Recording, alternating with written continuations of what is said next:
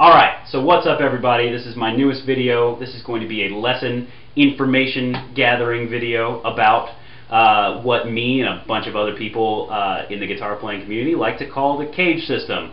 It's how we base pretty much everything that we do off of at Musicians Institute and GIT, and it's definitely a very cool way to kind of help expand and open up the neck. And so what this lesson video is going to have in it is what the cage system is, its uses and applications for expanding your knowledge, and then how it relates to chords, scales, and pretty much everything.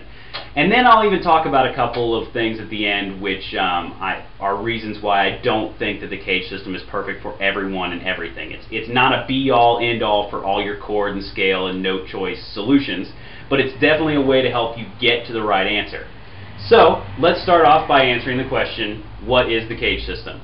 Well, the cage system gets its name from the 5 open position or cowboy chords that go into making all the 5 patterns. You've got C as pattern 1, A as pattern 2, G as pattern 3, E as pattern 4, and D as pattern 5. C, A, G, E, and D.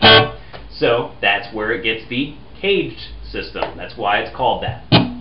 So let's go ahead and start off by, I'll run through a couple of different ways how this is used. Alright, let's start it off with chords, and we'll go through everything in the key of D major, starting with pattern 1 all the way up through 5.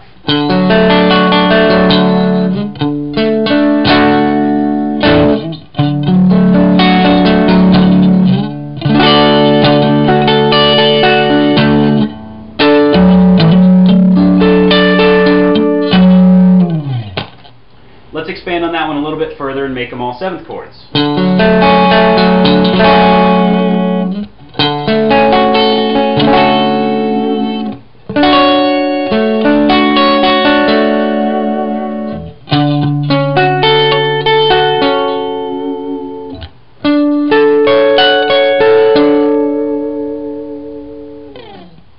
So let's expand that idea a little bit further and take all the chord patterns and turn them into scale patterns.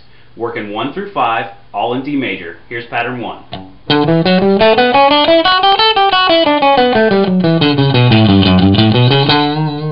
Pattern 2.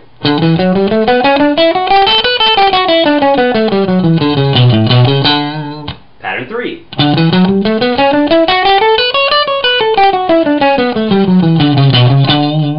Pattern 4.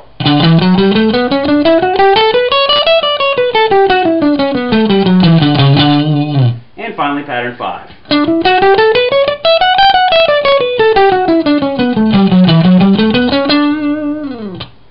From there we can even regress a little bit and kind of work our way back to a more simpler form of things by doing only arpeggios.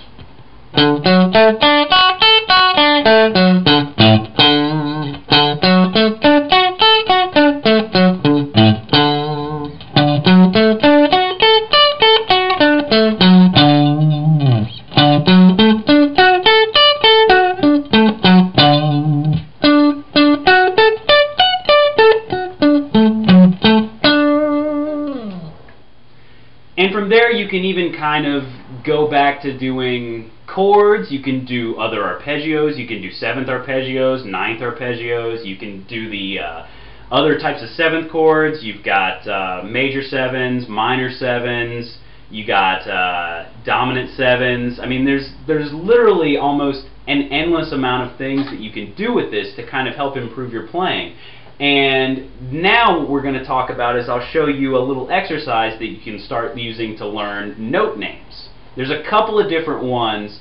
One of them is based off the 5 patterns, and another one's just a little kind of a fun trick that you can do to kind of see how fast you can get something going. So let's go through those now.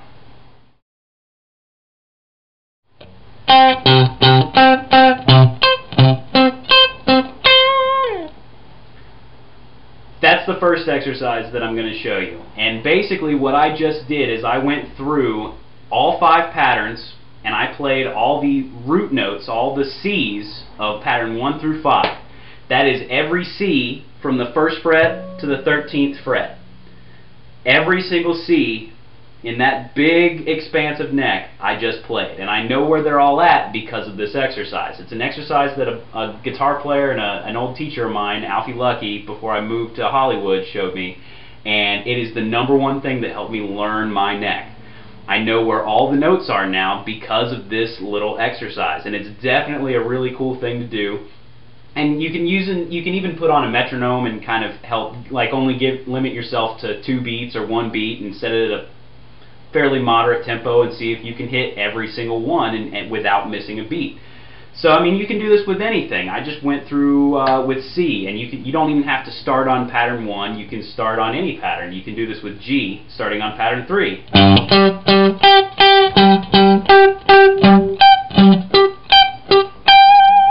So that's every G from the 3rd fret all the way up here to the 20th fret. So I mean, you can do this with any note. You can do it starting on any pattern. You can do it with B, starting in pattern 2.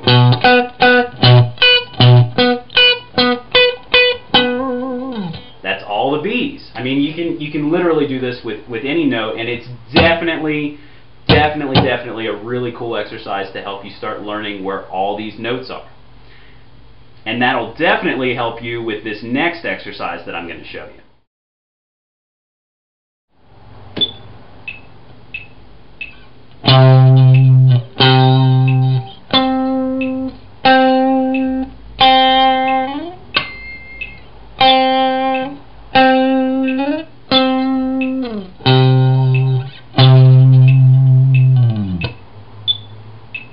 Alright, exercise number 2.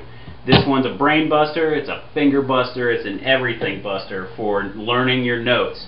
I'm moving through each string, starting on the 6th string, moving up to the 1st, and then back down to the 6th, not skipping anything, and I'm hitting C on each string, but I'm limiting myself with a metronome. I put it on 90 beats per minute, and every 2 beats I'm skipping to the next string and the next note. You go up and down. You can do this with any note. Always start with the 6th and move to the 1st, though. That's definitely the key to doing it, instead of skipping around all over the place until you learn everything, and then you can start kind of leaving out strings or whatever. And you can do this, you can crank up the tempo. Let's see, what the hell, let's bump it up to 120 and do every 2 beats again.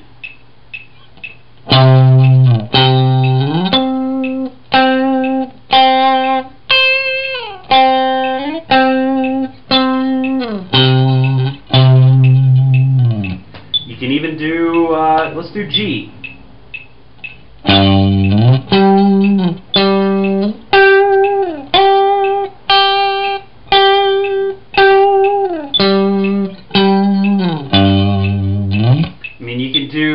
You can do any note with this, just like the other thing. You can do any note, but this one's a little bit trickier because of the metronome factor and limiting yourself that way. Alright, I'll leave you with one final thought on this. This is a great way to learn your neck, as I've explained.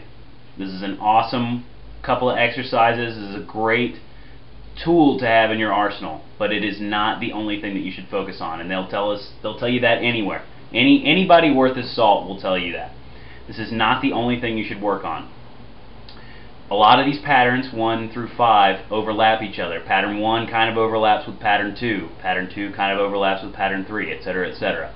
Fill in the gaps. Make your own scale patterns that work for you. Make 3-note per string patterns. Make 4-note per string patterns. Make 2-note per string patterns. Do your own arpeggio boxes. Do your own chords. Do your own scales. Do your own everything.